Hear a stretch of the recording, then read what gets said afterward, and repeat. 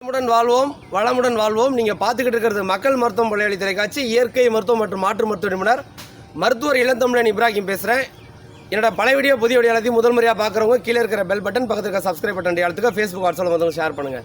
இப்போ நம்ம பார்க்குற விஷயம் என்னன்னு பார்த்தீங்கன்னா தேர்தல் அவசரம். அது என்ன தேர்தல் அவசரம் அப்படின்னு பார்த்தீங்கன்னா இன்னும் சில தினங்கள் தான் இருக்குது வாக்களிக்கிறதுக்கு. அப்போது ஒரு வாக்காளராக நீங்கள் என்ன செய்யணும் என்ன செய்யக்கூடாது அப்படிங்கிற விஷயந்தான்.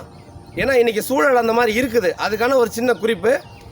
முன்ன காலங்கள் அப்படி கிடையாது. போவோம் வாக்களிப்போம் வந்துடுவோம், அவ்வளோதான். இப்போ அப்படி இல்லை, நிறைய சில குளறுபடிகள் இருக்குது. அதனால சொல்கிற விஷயம், வாக்களிக்க போகிறவங்க உங்கள் கையில் கண்டிப்பாக வாக்காளர் அடையாள அட்டை எடுத்துகிட்டு போங்க. பழசோ புதுசோ எடுத்துகிட்டு போங்க.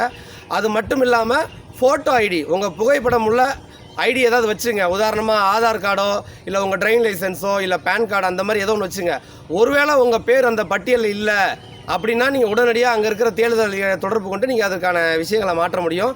இல்லை உங்கள் ஓட்டை ஏற்கனவே போட்டு போயிட்டாங்க யாரோ அப்படின்னாலும் நீங்கள் அவங்க போட்டிருந்தாங்கன்னா அதை கேன்சல் பண்ணிவிட்டு நீங்கள் ஓட்டு போட வைக்க முடியும். காரணம், நீங்கள் கையில் எந்த டாக்குமெண்ட் இல்லாமல் போனீங்கன்னா கண்டிப்பாக நீங்கள் ஓட்டு போட முடியாது. அதற்கான ஒரு விஷயந்தான். அதனால் குறைந்தபட்சம் நீங்கள் அடையாள அட்டை ஏதாவது கையில் எடுத்துகிட்டு போங்க. ரெண்டாவது, முன்ன காலங்களில் பார்த்தீங்கன்னா பேப்பர் ஓட்டு, பேப்பரில் குத்தி போட்டுருவாங்க. அது செல்கிற ஓட்டு செல்லாத ஓட்டுன்னு நிறையா வரும். இப்போ அப்படி கிடையாது. சில இயந்திர கோளாறுகள்னாலேயோ இல்லை இயந்திரத்தை சில பேர் ஹேக் பண்ணுறாங்க. இந்த மாதிரி சில காரணங்களால் பார்த்தீங்கன்னா நீங்கள் ஒரு சின்னத்துக்கு ஓட்டு போடும்போது அது வேறு ஒரு சின்னத்துக்கு விழுந்துறதாகவும் சொல்கிறாங்க. உதாரணமாக ஒரு ஏதோ ஒரு சின்னம்னு வச்சுங்களேன், நீங்கள் மனசில் நினச்சிட்டு குத்த போகிறீங்க. ஆனால் அதை குத்தும் போது வேறு ஒரு சின்னத்தில் லைட்டாக இருந்துச்சுன்னா நீங்கள் உடனடியாக விரல் எடுத்துடக்கூடாது. அதை அழுத்திக்கிட்டு அங்கே இருக்கிற தேர்தல் அதிகாரி, அங்கே இருக்கிற அந்த பத்திரிக்கை ஆட்கள் அவங்கள உடனே கூப்பிடணும். நீங்கள் கையை எடுத்துட்டிங்கன்னா அந்த விளக்கு நின்றும், நீங்கள் ஓட்டு போட்ட மாதிரி தான் இருக்கும். ஆனால் வேறு ஒரு சின்னத்தில் ஓட்டு விழுந்துடும். ஸோ இந்த ஒரு காரணத்துக்காக நீங்கள் அழுத்தும் போது உங்கள் சின்னத்துக்கு நேராக இருக்கிற அந்த விளக்கு எரியணும். சிவப்பு விளக்கு ஒன்று எரியும், அது எரியணும்.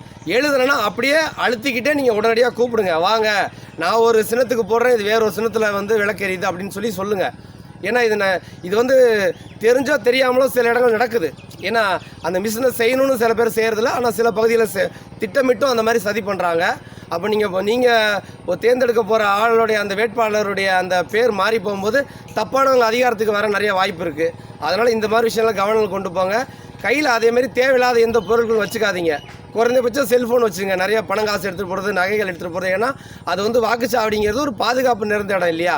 அப்போ அங்கே ஒரு சர்ச்சைக்குரிய பொருட்கள், இது ஆயுதங்கள்லாம் கையில் வச்சுருப்பாங்க. அது மாதிரிலாம் எடுத்துகிட்டு போகக்கூடாது. ரொம்ப எளிமையாக போகணும். நீங்கள் போகிறது வேறு ஒன்றும் போராட்டத்துக்கெலாம் போகிறது வாக்களிக்க போகிறீங்க. அதனால் எளிமையாக போங்க.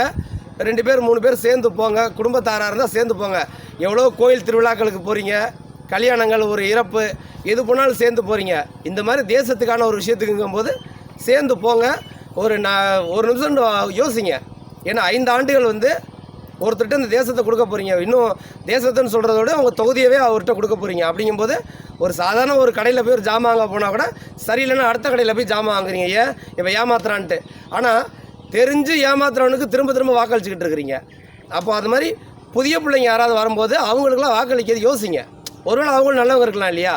அதனால் பெரிய சின்னம் சின்னன்னு பார்க்காதீங்க, சின்னத்தை பார்க்காதீங்க. வேட்பாளருடைய எண்ணத்தை பாருங்கள், பார்த்து வாக்களிங்க. கண்டிப்பாக இந்த தேசம் ஒரு வல்லரசு ஆகும். இது தேர்தலுக்கான ஒரு சின்ன விஷயந்தான். என் வீடியோ உங்களுக்கு கண்டிப்பாக பிடிச்சிருக்கும் நம்புகிறேன். கீழே இருக்கிற பெல் பட்டன் பக்கத்தில் இருக்க சப்ஸ்கிரைப் பட்டன் அழுத்துங்க. ஃபேஸ்புக் வாட்ஸ்அப்பில் மற்றவங்களுக்கு ஷேர் பண்ணுங்கள்.